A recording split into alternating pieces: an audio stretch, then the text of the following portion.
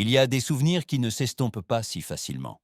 Ils restent quelque part au plus profond de nous, comme un écho lointain d'un temps plus simple, plus chaleureux et rempli de petites merveilles. Quand nous repensons à ces moments, aux soirées en plein air, à la lumière tamisée des vieilles lampes, à la musique qui jouait depuis un coin de la pièce, nous ressentons immédiatement cette douce nostalgie au cœur. C'est le parfum d'une ère passée, d'un monde où les gens ne se contentaient pas de consommer, mais vivaient pleinement. Ces choses ont peut-être disparu de notre quotidien aujourd'hui, mais elles perdurent dans nos souvenirs, vivantes et puissantes.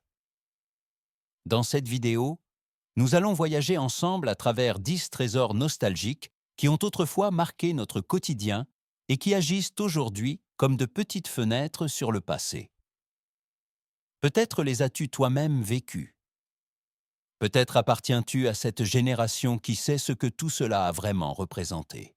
Et peut-être, en écoutant, te retrouveras-tu soudain toi-même, au milieu d'un temps révolu depuis longtemps, mais jamais oublié. 1. Cinéparc. Avant que les cinémas multiplex ne conquièrent soit les villes, les cinéparcs étaient un véritable refuge pour les familles, les jeunes couples et tous ceux qui recherchaient une soirée empreinte de légèreté. Les premiers brevets datent de 1933 et proviennent de Richard Hollingshead, du New Jersey, qui souhaitait offrir aux gens une alternative plus confortable aux sièges de cinéma étroits. Dans les années 1950 et 1960, ces cinémas en plein air devinrent des lieux de rencontres magiques. Les enfants pouvaient s'allonger en pyjama sur la banquette arrière.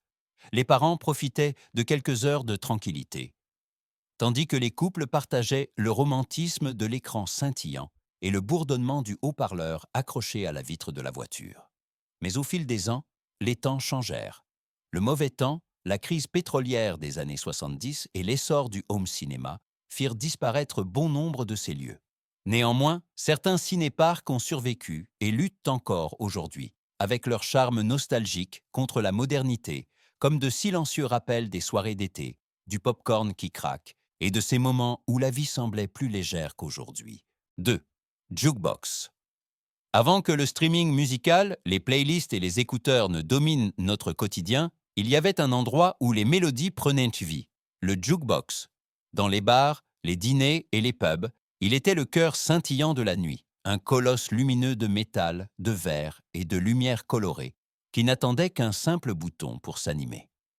Son histoire remonte à Thomas Edison, mais il connut son grand triomphe dans les années 1940 et 1950, lorsque les trois quarts de tous les disques joués en Amérique passaient par les jukebox.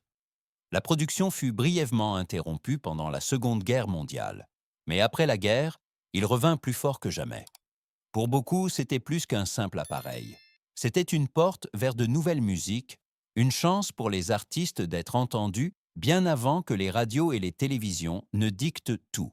Celui qui insérait une pièce décidait, pour un instant, de l'ambiance de toute la pièce. Une chanson, un sentiment, un souvenir.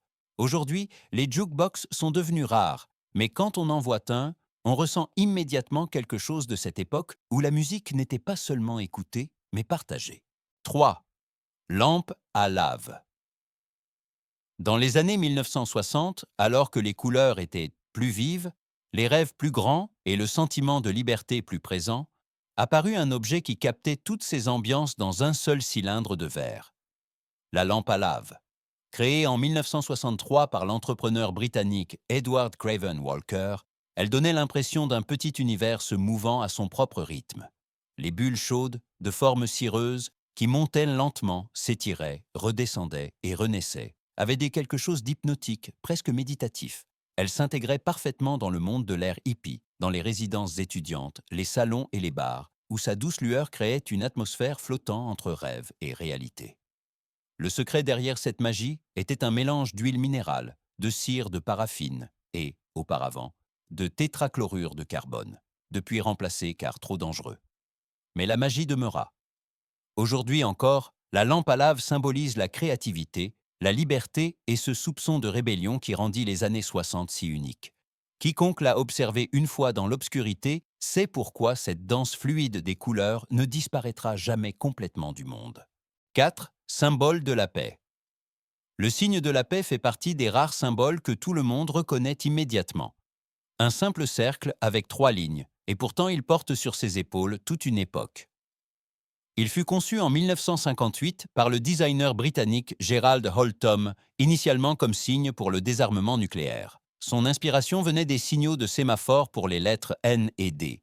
Mais Holtom lui-même a plus tard expliqué que le signe exprimait aussi son propre désespoir, un cri silencieux pour la paix dans un monde au bord du gouffre. Il devint rapidement le symbole du mouvement britannique pour le désarmement et traversa l'Atlantique. Dans les années 1960, il apparut sur des affiches contre la guerre du Vietnam, sur des t-shirts, dans des manifestations, dans des chansons et dans les rues d'Europe et d'Amérique. Avec le temps, un signe de protestation devint un emblème mondial d'espoir, d'égalité et de paix.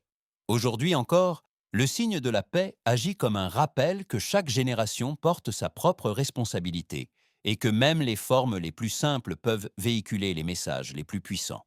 5. Pantalon pâte, d'éléphant, flare pants.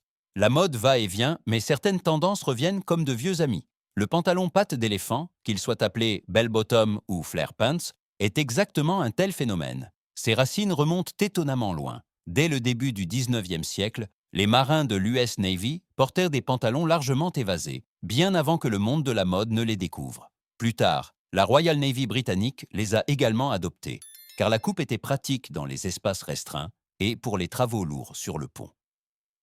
Dans les années 1960 et 1970, les pantalons pattes d'éléphant sont passés des stocks militaires aux garde-robes de la jeunesse. Le mouvement hippie en a fait un symbole de liberté, de non-conformité et de l'état d'esprit d'une génération qui voulait rêver le monde autrement. Quand l'ère disco a commencé, les modèles sont devenus encore plus extrêmes. Loon pants, elephant bells, tissus aux couleurs funky, combinés avec des chaussures à plateforme et des chemises scintillantes. Aujourd'hui, les pantalons pattes d'éléphant connaissent un retour inattendu, interprétés de manière moderne et pourtant plein de charme rétro. Celui qui les porte ressent un petit écho de cette époque, où la mode n'était pas seulement un style, mais une expression d'attitude. 6. Roller skating. Avant que les salles de sport, les écrans et les mondes virtuels ne dictent notre quotidien, il y avait un passe-temps qui rassemblait les gens partout, le patinage à roulettes. Ses racines remontent au XVIIIe siècle, avec des roues en bois simple qui roulaient non plus péniblement qu'élégamment sur le sol. Mais au XXe siècle, tout changea.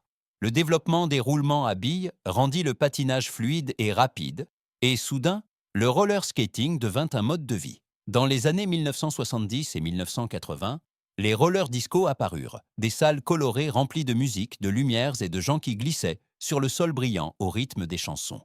Le roller derby ajouta une dimension sportive et sauvage, tandis que les parcs et les rues devinrent des lieux de rencontre pour les jeunes en quête de liberté sur 4 roues. Aujourd'hui, le patinage à roulettes connaît un puissant retour. Des designs plus modernes, des styles variés et une communauté mondiale connectée via les réseaux sociaux. Mais peu importe à quel point le temps a changé, la sensation de glisser sur le sol, le vent dans le visage, reste un moment de pure nostalgie qui ne disparaîtra jamais complètement. 7. Rubik's Cube.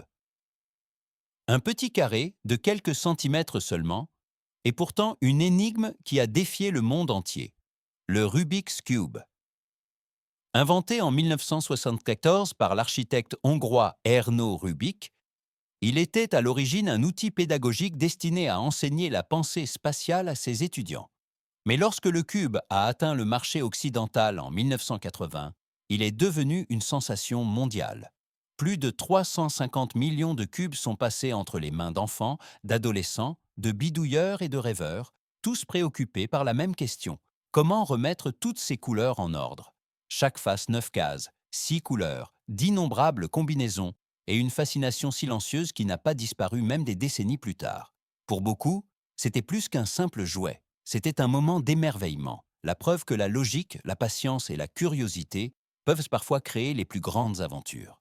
Et même aujourd'hui, à l'ère des distractions numériques, le Rubik's Cube reste un symbole de la façon dont un objet simple peut défier et connecter des millions de personnes. 8. Plats préparés. À une époque où la vie de famille tournait souvent autour de la télévision et où le programme du soir était presque sacré, une petite révolution est née dans la cuisine. le plat préparé, TV Dinner. L'idée de proposer un repas complet surgelé sur un seul plateau est devenue célèbre dans les années 1950, lorsque Swanson a vendu plus de 25 millions de ses repas. Ce qui a commencé comme une manière astucieuse de gérer les surplus de Thanksgiving est rapidement devenu le symbole d'un quotidien moderne et trépidant où cuisiner n'était pas toujours possible. Entre les plateaux métalliques, les compartiments séparés et l'odeur qui s'échappait du four en chauffant, de nombreuses familles ont trouvé un moyen simple de manger ensemble, même si chacun fixait l'écran de télévision. Au fil des ans, les repas ont évolué. Plus de choix, de meilleurs ingrédients, des régimes spéciaux. Mais la nostalgie demeure. Quiconque se souvient aujourd'hui des premières soirées télévisées, de l'écran vacillant et du clic du four, sait exactement pourquoi les plats préparés sont un chapitre si chaleureux de l'histoire du quotidien. 9. Mixtape. Avant que les playlists ne soient accessibles d'un simple toucher, il existait un cadeau qui en disait plus que 1000 mots, la mixtape.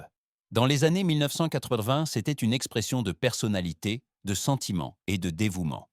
Quiconque créait une mixtape savait combien de temps, de patience et d'effort était investi dans chaque chanson. Appuyer sur le bouton d'enregistrement au bon moment, attendre que le tube préféré passe à la radio et espérer secrètement qu'aucun animateur ne coupe le morceau.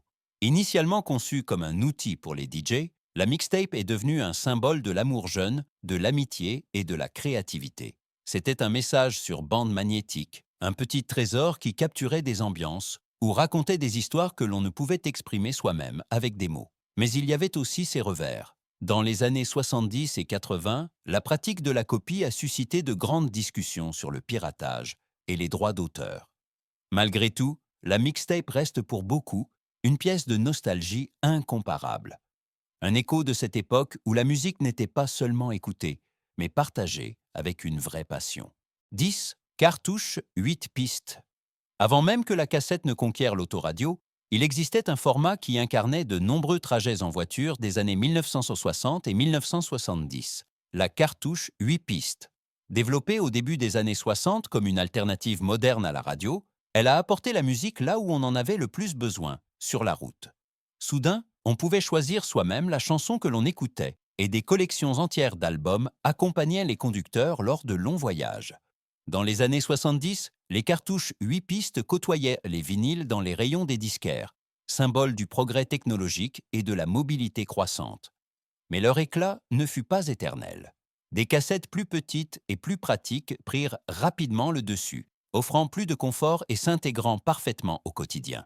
À partir de 1982, les cartouches 8 pistes disparurent lentement des magasins, mais continuèrent-ils d'être vendues pendant quelques années via les clubs de musique, un dernier écho d'une ère courte mais marquante.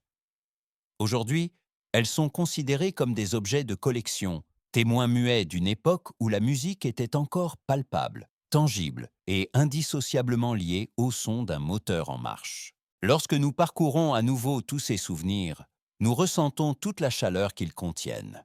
Ils racontent une époque où les choses allaient plus lentement, où les petits moments semblaient être plus grands et où même de simples objets du quotidien portaient une part de magie. Les ciné-parcs, les jukebox, les lampes à lave, les patins à roulettes, les mixtapes, ce n'étaient pas seulement des tendances, mais des compagnons de notre vie, le reflet d'une génération qui touchait encore son monde avec les mains. Même si beaucoup de ces choses ont disparu, le sentiment qui les sous-tend reste vivant. La nostalgie n'est pas un regard en arrière, mais un pont entre ce qui fut et ce que nous portons encore en nous aujourd'hui. Peut-être t'es-tu reconnu dans ce voyage? Peut-être as-tu ressenti un sourire ou un moment qui est revenu comme un vieil ami. Et maintenant, ton souvenir nous intéresse. Lesquelles de ces choses as-tu toi-même vécues et lesquelles manquent à cette liste? Partage-les avec nous et préservons ensemble ce que même le temps n'a pas pu effacer.